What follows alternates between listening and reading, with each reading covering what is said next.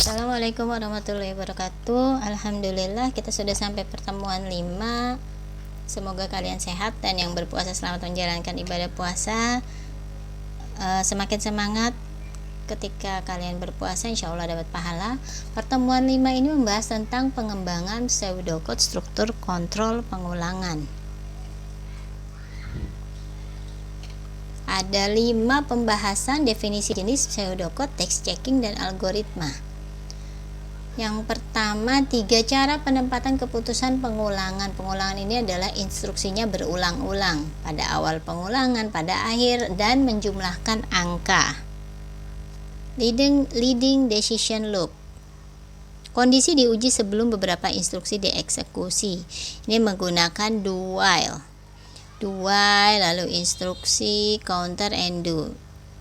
Nah, ini kondisinya do while jika iya, instruksi-instruksi jika no, and do.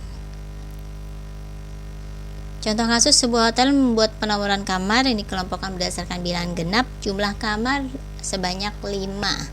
Bilangan genap sesuai dengan banyaknya kamar. 5 deret bilangan kamar. Inputnya jumlah kamar tadi 5 ya. Outputnya 5 deret bilangan genap.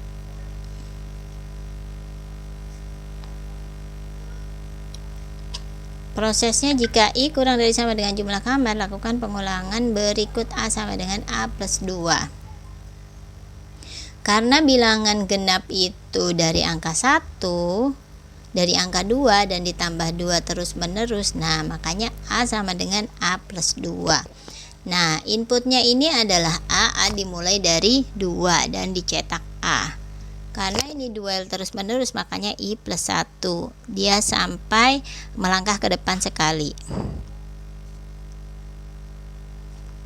Lanjutannya adalah do while I kurang dari sama dengan N. Ini program bilangan genapnya. Ini sepertinya menggunakan Clipper, masih zaman dulu, karena kalau Python tidak seperti ini. A plus 2 I plus 1 cetak A, N, do, dan N. A plus 2 ini yang menunjukkan bilangan genap, sedangkan ini yang menunjukkan indeksnya. Data masukkan 5, hasil yang diharapkan adalah 2, 4, 6, 8, 10 karena ada 5 kali. Dex checkingnya ini, jika I-nya 1 maka N-nya masih oke ya, karena N-nya tadi 5. I kurang dari sama. Apakah 1 kurang dari sama dengan 5? Ya. Jika iya, maka A-nya ditambah 2. A-nya ini mulai dari 0 ditambah 2, 2. I-nya ditambah 1 jadi 2, cetak A-nya 2. Lalu I-nya tadi 2, yang ini, I yang terakhir diletakkan ke sini. N-nya 5. Jika apakah 2 kurang dari sama dengan 5? Iya, jika iya maka 4. A-nya ditambah 2, A-nya tadi 2 ditambah 2, 4. I-nya tadi 2 ditambah 1, 3. Cetak A-nya itu 4, dan seterusnya sampai I-nya itu 6. Apakah 6 kurang dari sama dengan 5? Tidak. Nah, itu selesai. Itu dex checkingnya. Trailing decision loop. Beberapa instruksi dieksekusi sekali sebelum kondisi diuji. Makanya menggunakan instruksi repeat. Jika kondisi false, instruksi akan diulang sampai kondisi bernilai true. Instruksi-instruksi banyak, lalu menggunakan until. Jadi instruksi dahulu dicek kondisinya, jika ya ke bawah, jika no instruksinya diulang, jika ya mengerjakan yang selanjutnya.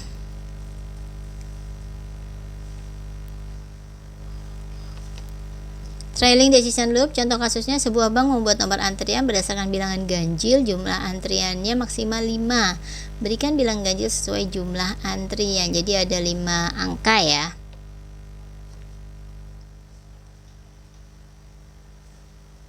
Dengan repeat, cetak A, jadi dicetak dulu A plus 2, I plus 1 until I lebih dari N. Kita lihat untuk deskripsinya, ini dia. Dex checkingnya, hasil yang diharapkan 13579 karena tadi ada 5 angka. Nah, ini yang perlu kalian pahami. I sama dengan 1, N 5, cetak A nya tadi 1 ya, karena A sama dengan 1 awalnya. Lalu 1 ditambah 2 3, 1 ditambah 1 2, karena 1 ini A nya 1 dari sini. Apakah I lebih dari N? Apakah 2 lebih dari 5? Ya, 2 lebih dari 5 maksud saya no. Jika no, dia mengerjakan lagi. Jadi si repeat ini until itu biasanya hasilnya no. Kalau ya, dia langsung berhenti. Kalau no, dia lanjut terus. Counted loop, pencacah pengulangan digunakan jika jumlah iterasi pengulangan sudah diketahui. Strukturnya for loop index sama dengan nilai awal tuh nilai akhir step n. Jadi loop indexnya di sini, lalu dicek kondisinya, baru instruksinya, dan loop index.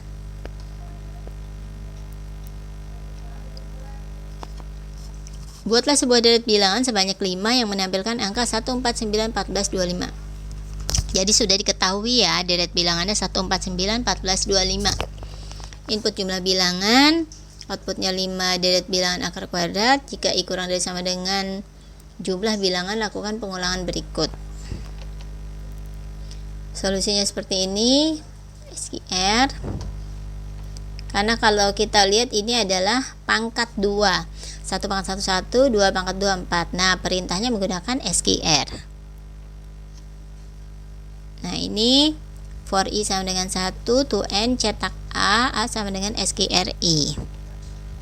Masukkan datanya 5, hasil yang diharapkan sesuai soal. Ini yang penting. I-nya 1, N-nya 5 sama ya. Apakah 1 kurang dari sama dengan 5? Jika iya, maka kerjakan A sama dengan SQRI. I-nya 1. 1 kali 1 adalah SQRI, berarti 1 kali 2 adalah 2.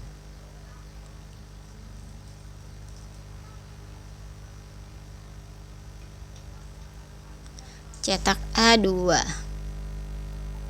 1, 4, 9, 16, 25. Oh, ini salah ya. Harusnya 1 pangkat 1 kali 1 sama dengan 1. Lalu ini hasilnya 4. Ini 9, 16 dan 25. Lalu dicetak. I sama dengan I plus 1 sampai angkanya 6. Apakah 6 kurang dari sama dengan 5? Tidak, maka berhenti. Tadi yang paling lain sendiri adalah repeat until. Nested repetition.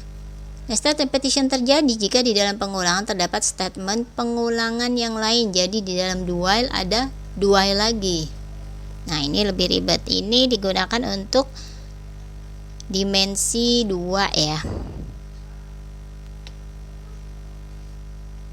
Output seperti ini nih, dimensi 2. Ada baris, ada kolom, ada panjang, ada lebar. Kalau dimensi 3 ada panjang, ada lebar, ada tinggi.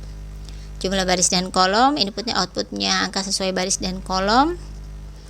Do while B kurang dari sama dengan 3, K kurang dari sama dengan 3, cetak K, K plus 1, cetak B, B plus 1. Kita lihat.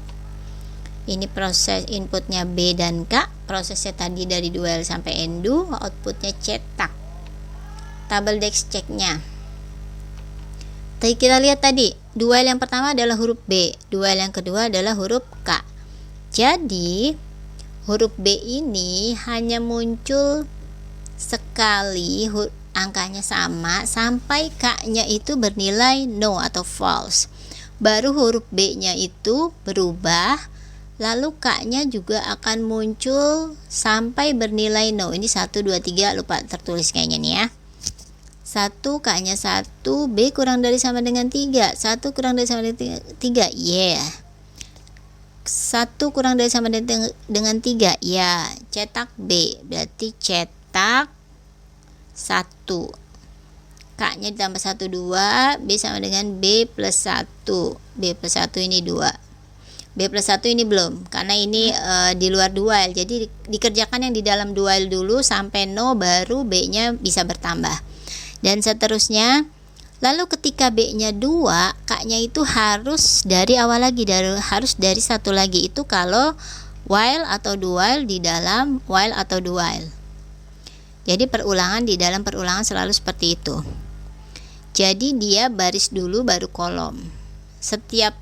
Kalau kalian lihat tabel, setiap satu baris pasti ada beberapa kolom. Nah, ini satu baris ada 3 kolom, 1, 2, 3.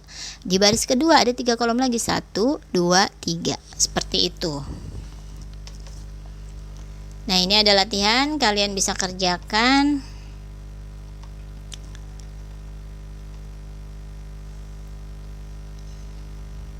Kalian hanya kerjakan yang pertama saja. Ini menggunakan program Python boleh, C++ boleh, VB boleh, PHP boleh, apa saja bebas. Semoga apa yang saya jelaskan hari ini dapat bermanfaat. Jangan lupa mengerjakan tugas dengan tepat waktu dan harus bisa dibuka karena tidak bisa menyusul lagi. Saya akhiri dulu. Wassalamualaikum warahmatullahi wabarakatuh.